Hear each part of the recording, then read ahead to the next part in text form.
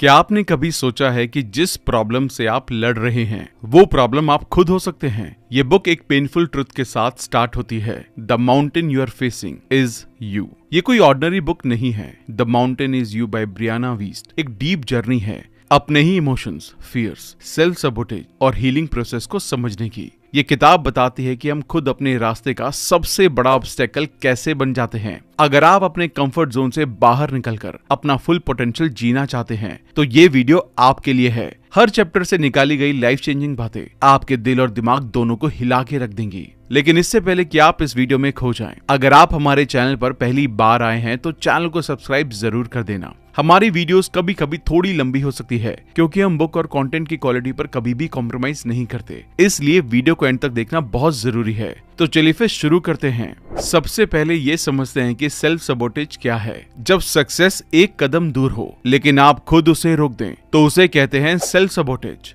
हमारा सबसे बड़ा दुश्मन कोई और नहीं, हम खुद होते हैं। अपने ही गोल्स, ड्रीम्स और हैप्पीनेस के रास्ते में हम खुद ही कभी कभी रोड ब्लॉक बन जाते हैं। लेकिन सेल्फ सबोटेज एग्जैक्टली होता क्या है? ये तब होता है जब आपको कुछ चाहिए लेकिन आप जैसा बिहेव करते हैं उस चीज को पाना ऑलमोस्ट इम्पॉसिबल हो जाता है। जैसे आपको एक हेल्दी बॉडी चाहिए पर हर इमोशनल स्ट्रेस के बाद जंक फूड खाते हैं। आपको एक लविंग रिलेशनशिप चाहिए पर जैसे ही कोई करीब आता है आप कोल्ड हो जाते हैं या उसे पुश कर देते हैं। आप खुद सोचिए, क्या आपने कभी खुद का ही प्लान बिगाड़ा है? कभी गोल के बिल्कुल पास आकर सडनली रुक गए हैं? यही सेल्फ सबोटेज है। लेकिन हम ऐसा क्यों करते हैं? लोगों को लगता है कि ये लेजीनेस, लैक ऑफ मोटिवेशन या डिसिप्लिन की कमी होती है, लेकिन ऑथर कहती हैं सेल्फ सबोटेज एक कॉपिंग मैकेनिज्म है। ये आपके अंदर के एक पुराने फियर का रिएक्शन है। आपके सबकॉन्शियस माइंड को लगता है सक्सेस या चेंज से आपको खतरा है तो वो आपको बचाने के लिए खुद ही आपके रास्ते में आ जाता है। एग्जाम्पल के लिए, एक लड़की थी, हर बार जब उसका रिलेशनशिप सीरियस होने लगता वो ओवरथिंक करके उसे खत्म कर देती। उसने जब अपने पैटर्न को समझा तो उसे पता चला बचपन में उसके पेरेंट्स का पेनफुल डिवोर्स हुआ था। उसका सबकॉन्शियस उसे हार्ट ब्रेक से प्रोटेक्ट कर रहा था, लेकिन उस प्रोसेस में वो प्यार से दूर हो जाती थी। सेल्फ सबोटेज दिखने में डिस्ट्रक्टिव लगता है पर असल में वो आपके ब्रेन का एक ट्विस्टेड डिफेंस मैकेनिज्म है। तो फिर सॉल्यूशन क्या है? पहला स्टेप क्या है? Observe your patterns. आपको अपने पैटर्न्स को ऑब्जर्व करना होगा। आप बार बार कौन सी गलतियां रिपीट कर रहे हैं? क्या बार बार जब आप ग्रो करने लगते हैं कोई ना कोई डिस्ट्रैक्शन आ जाता है? क्या आप बार बार टॉक्सिक सिचुएशन में जा रहे हैं? और सबसे जरूरी बात, अपने आप को जज करना बंद करें। सेल्फ अवेयरनेस के बिना कभी भी ट्रांसफॉर्मेशन नहीं होती। You can't heal from what you don't understand. So आज अपने आप से पूछिए, मैं कहां खुद को रोक रहा हूं? क्यों मेरे पैटर्न्स मुझे सक्सेस से दूर ले जा रहे हैं? जब तक आप इस माउंटेन को नाम नहीं देंगे आप उसे तोड़ नहीं सकते। सेल्फ सबोटेज को समझना, उसे ऑब्जर्व करना और उसके पीछे के फियर को हील करना, यही आपकी जर्नी का पहला स्टेप है। अब ये समझते हैं कि इस रेसिस्टेंस का रूट क्या है। मैं कर सकता हूँ पर पता नहीं क्यों नहीं करता। ये लाइन आपने बहुत बार सुनी होगी, शायद आपने खुद भी कही हो। यही होती है रेसिस्टेंस, एक ऐसी अंदर की रुकावट जो आपको बिना किसी सॉलिड रीजन के एक्शन लेने से रोकती है। ऑथर कहती है you are not lazy, you are scared. जब हम किसी चीज के लिए रेसिस्ट करते हैं, जैसे नई हैबिट्स बनाना, किसी टॉक्सिक इंसान को छोड़ना या किसी नए फेज में एंटर करना, तो असल में हम लेजी नहीं हैं, हम इमोशनली स्कैर्ड होते हैं। रेसिस्टेंस के पीछे छुपा होता है फियर और ये फियर हर किसी का अलग होता है। कई लोगों को रिजेक्शन का डर होता है, कई लोगों को लगता है अगर मैंने ट्राई किया और मैं फेल हो गया तो फिर क्या होगा, और कुछ लोगों को सक्सेस का डर होता है क्योंकि सक्सेस उनकी आइडेंटिटी को चेंज कर देगी।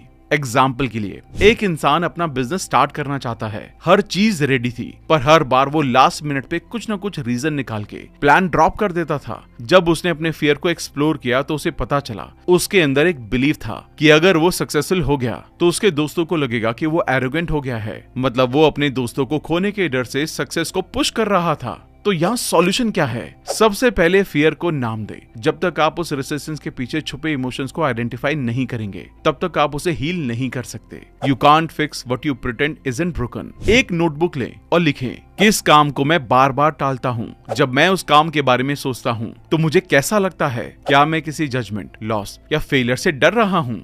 इसके बाद फियर को एग्जैजरेट करें, अपने दिमाग में वर्स्ट केस सिनेरियो इमेजिन करें, फिर उसका सॉल्यूशन सोचें। अक्सर पता चलेगा आप जो सोच रहे थे वो सिर्फ एक स्टोरी थी, सच नहीं। यहाँ पे एक एक्सरसाइज कर सकते हैं, माइंड रिफ्रेम एक्सरसाइज। जब भी आपको लगे कि आप किसी काम से रेसिस्ट कर रहे हैं, खुद से पूछें मुझे इस काम से क्या लॉस फील हो रहा है, और फिर बोले even if that happens I will still be okay. हम सबको समझना होगा कि रेसिस्टेंस हमारा दुश्मन नहीं है, वो हमारा टीचर है। वो हमको दिखा रहा है कि हमें अपने अंदर क्या हील करना है। ऑथर कहती हैं the mountain is not blocking the path, it is the path. तो जब नेक्स्ट टाइम आप किसी काम से रेसिस्ट करें, समझना कि ये एक सिग्नल है, अंदर कुछ छुपा हुआ फियर है जो अब हील होने के लिए तैयार है। अब हम ये समझते हैं कि इमोशनल इंटेलिजेंस का असली मतलब ट्रांसफॉर्मेशन कैसे है। आप इमोशन से लड़ते हैं, उन्हें दबाते हैं, लेकिन क्या कभी उनसे बात की है? ऑथर कहती हैं रियल ट्रांसफॉर्मेशन तब होती है जब आप अपने इमोशन को समझना सीख जाते हैं। इमोशंस को इग्नोर करना, सप्रेस करना या उनसे भागना, ये सब शॉर्ट टर्म रिलीफ देते हैं, लेकिन लॉन्ग टर्म में डैमेज करते हैं। अक्सर हम कहते हैं मुझे सैड फील नहीं करना चाहिए, एंगर गलत इमोशन है, मैं स्ट्रांग हूँ, मुझे रोना नहीं चाहिए। पर सच ये है हर इमोशन एक मैसेज होता है। Anger, sadness, jealousy, even anxiety, ये सब सिग्नल होते हैं कि कुछ अंदर अनरिजॉल्व्ड है। Your emotions are not problems to be solved, they are messages to be understood. Example के लिए, एक लड़का हर बार अपने बॉस से बात करते वक्त नर्वस हो जाता था। उसे लगता था कि वो अंडर कॉन्फिडेंट है, लेकिन जब उसने अपनी फीलिंग्स को एक्सप्लोर किया, उसने रियलाइज किया कि बचपन में उनके फादर हमेशा उसे इग्नोर किया करते थे। उसके दिमाग में अथॉरिटी का मतलब रिजेक्शन था। उसका करंट फियर पास्ट का घाव था। जब आप अपने इमोशन को समझने लगते हैं, आपको पता चलता है कि आपके रिएक्शन का रीजन आज नहीं है, बल्कि बीता हुआ कल है। यहाँ एक सॉल्यूशन है, इमोशनल जर्नलिंग। रोज रात को या जब भी आप डिस्टर्ब फील करें, लिखें मुझे कैसा लग रहा है, क्यों लग रहा है, ये फीलिंग पहली बार कब आई थी, मैं इस इमोशन को क्या मैसेज देना चाहता हूँ। जैसे ही आप लिखने लगते हैं, आपका सबकॉन्शियस हील होने लगता है। इमोशंस को लिखना उन्हें वैलिडेट करता है, और जब आप किसी चीज को वैलिडेट करते हैं, उसकी पावर कम हो जाती है। कई बार हम गिल्ट को अवॉइड करते हैं, लेकिन गिल्ट बताता है कि आपका कॉन्साइंस जिंदा है। शेम को हम गलत समझते हैं, लेकिन वो बताता है कि आप डीपली केयर करते हैं। फियर को हम वीकनेस समझते हैं, लेकिन वो अलर्ट होने का सिग्नल है। मतलब हर नेगेटिव इमोशन भी एक हिडन लेसन लेके आता है। यहाँ हमें एक माइंडसेट शिफ्ट की जरूरत है। अपने इमोशन से पूछें तुम मुझे क्या सिखाना चाहते हो, और जब आप ये सवाल ऑनेस्टली पूछते हैं, आपका हीलिंग प्रोसेस शुरू हो जाता है। तो हमें ये समझने की जरूरत है कि इमोशनल इंटेलिजेंस का मतलब सिर्फ कंट्रोल नहीं है, समझना, फील करना और रिस्पॉन्ड करना भी उसका पार्ट है। आज से इमोशन से भागना बंद करो, उससे बैठकर बात करो। तो जब आप नेक्स्ट टाइम ओवरवेल्म फील करें, उस इमोशन के साथ दोस्ती का हाथ बढ़ाएं, वो आपका बिगेस्ट गाइड बन सकता है। अब हम समझते हैं कि हीलिंग कैसे आपकी आइडेंटिटी को शिफ्ट कर सकता है। हीलिंग का मतलब सिर्फ दर्द से छुटकारा नहीं होता। हीलिंग का मतलब होता है एक नई आइडेंटिटी में ट्रांसफॉर्म करना। ऑथर एक बोल्ड बात कहती है, you don't become a new person, you return to the person you were before the world hurt you. ये लाइन दिल को छू जाती है, क्योंकि हीलिंग का प्रोसेस कोई फैंसी स्पा डे नहीं है। ये एक अंदर की जर्नी है, जहां आप अपने घाव को फेस करते हैं और फिर अपने आप से ये कहते हैं, मैं सिर्फ ये नहीं हूं जो दुनिया ने मुझे बनाया है, मैं उससे कहीं ज्यादा हूं। चलिए इसको समझते हैं। जब हम बार बार एक ही पैटर्न रिपीट करते हैं, जैसे toxic relationship, procrastination, self doubt, तो हम कहते हैं मैं ऐसा ही हूं। लेकिन ऑथर कहते हैं नहीं, आप वैसे हो गए हैं क्योंकि पेन ने आपकी आइडेंटिटी चेंज कर दी है।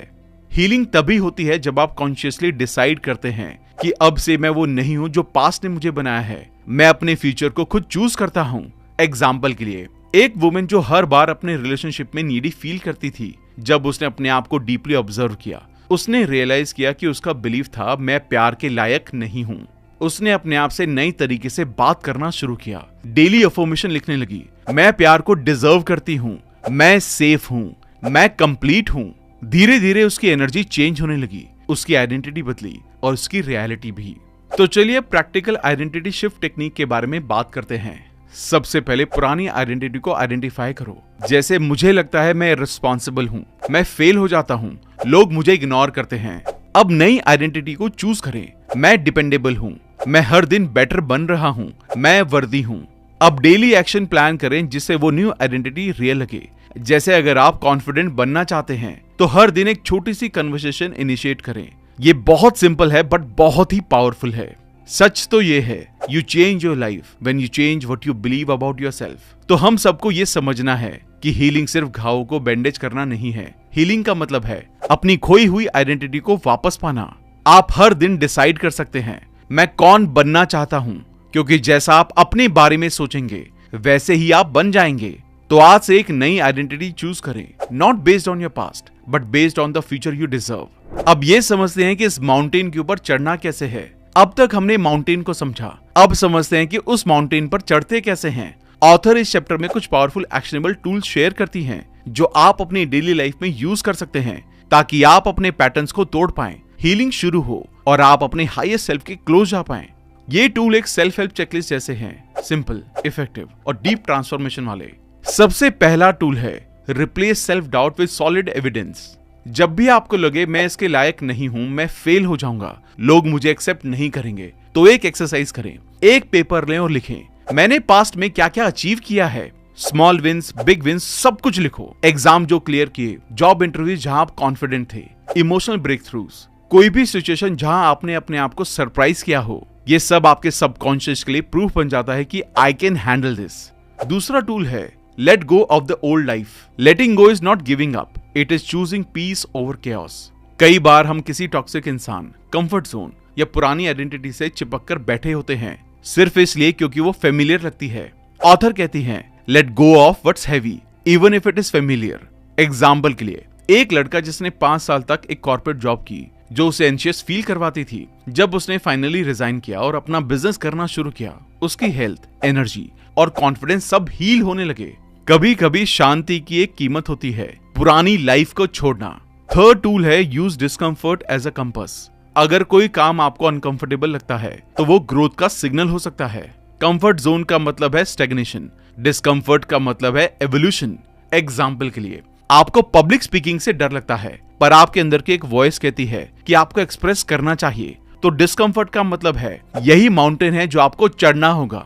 फोर्थ टूल है रिपीट एंड रिवायर। जो भी आप चेंज करना चाहते हैं उसका एक डेली रिचुअल बनाएं, चाहे वो अफर्मेशन लिखना हो, जर्नलिंग हो या मॉर्निंग विजुअलाइजेशन। डेली एक्शन का मतलब है आइडेंटिटी शिफ्ट और इसका मतलब है लॉन्ग टर्म चेंज। जैसे अगर आप वर्दी फील करना चाहते हैं तो हर सुबह बोलें मैं प्यार को डिजर्व करता हूं, मैं अपने इमोशंस के साथ सेफ हूं। इसको तब तक रिपीट करें जब तक आपका ब्रेन इसे मानने ना लगे। तो इसका मतलब यह है कि आपका माउंटेन तब तक नहीं टूटेगा जब तक आप उसकी तरफ चढ़ने की हिम्मत नहीं करते। और ये टूल्स आपकी रोप, आपका कंपास और आपकी स्ट्रेंथ बन सकते हैं। You climb the mountain not so the world can see you but so you can see yourself. तो आज ही एक टूल चूज करें और चढ़ाई करना शुरू करें, क्योंकि हर कदम के साथ आप अपने रियल सेल्फ के और पास जा रहे हैं। अब ये समझते हैं कि ट्रिगर्स और ट्रॉमा को कैसे डील करना है। आपको छोटी छोटी बातों पर इतना हर्ट क्यों होता है? क्या आप ओवर सेंसिटिव हैं या कहीं कुछ और छुपा है? ऑथर कहती हैं ट्रिगर होना आपकी वीकनेस नहीं है। ट्रिगर होने का मतलब है आपके अंदर कोई पुराना अनहील्ड घाव अभी भी जिंदा है। A trigger is not proof something is wrong with you, it's a proof there is something that needs healing. यानी कि जब कोई चीज आपको डिस्कम्फर्ट तरीके से हर्ट करती है, इसका मतलब है वो किसी पास्ट पेन को एक्टिवेट कर रही है। एग्जाम्पल के लिए, एक लड़का था, जब भी उसकी गर्लफ्रेंड फोन को इग्नोर करती थी वो इंस्टेंटली गुस्सा हो जाता था। उसके दिमाग में बस यही आता, मुझे इग्नोर किया जा रहा है, मैं इंपॉर्टेंट हूं। जब उसने रिफ्लेक्ट किया, उसने रियलाइज किया कि उसके बचपन में उसके फादर इमोशनली एब्सेंट थे। उसे बिना कुछ कहे उसका ब्रेन हर बार ये पैटर्न ढूंढ लेता था, किसी को मेरी जरूरत नहीं है। तो उसका रिएक्शन उसकी गर्लफ्रेंड के लिए नहीं था, वो उसके पुराने ट्रॉमा का एको था। लेकिन ट्रॉमा होता क्या है? ट्रॉमा सिर्फ बड़े इवेंट्स नहीं होते जैसे एक्सीडेंट, अब्यूज या डेथ। ट्रॉमा छोटी छोटी चीजें भी हो सकती हैं। जब किसी ने आपको बार बार बोला कि तुम कुछ नहीं कर सकते, जब आपकी फीलिंग्स को बचपन में अनसुना किया गया, जब आपको बिना वजह शेम फील करवाया गया, ये सब पेन सबकॉन्शियस में स्टोर हो जाता है। और जब भी कोई चीज उस पेन को टच करती है, आप ट्रिगर हो जाते हैं। यहाँ हम एक हीलिंग ट्रिगर के 3 स्टेप प्रोसेस को फॉलो कर सकते हैं। सबसे पहले notice the trigger without judgement. जब नेक्स्ट टाइम आप हर्ट हो, रिएक्ट करने से पहले खुद से पूछें, मैं इतना ज्यादा रिएक्ट क्यों कर रहा हूँ? मुझे ये फीलिंग सबसे पहले कब आई थी? उसके बाद name it to tame it. हर इमोशंस को लेबल करें। मैं हर्ट हूँ, मुझे इनसिक्योर फील हो रहा है, मुझे रिजेक्शन का डर लग रहा है। जब आप इमोशन को नाम देते हैं, आप उसकी पावर को कम कर देते हैं। उसके बाद सूद योर इनर चाइल्ड। हर ट्रिगर आपके इनर चाइल्ड का एक सिग्नल होता है।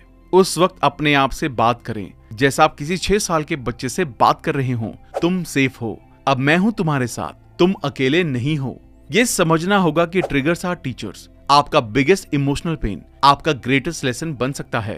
ट्रिगर आपको दिखाते हैं कि कहाँ काम करना बाकी है। If it is still hurting, it is still healing. जितनी बार आप अवेयर होकर उस इमोशन को फील करेंगे, उतनी बार आपका ब्रेन उस पेन को रिवायर करेगा। तो हम सबको समझना चाहिए कि ट्रिगर होने से डरना नहीं है, उसे समझना है। जब आप अपने ट्रिगर के पीछे के ट्रुथ को एक्सप्लोर करते हैं, तभी आप उन्हें हील करते हैं।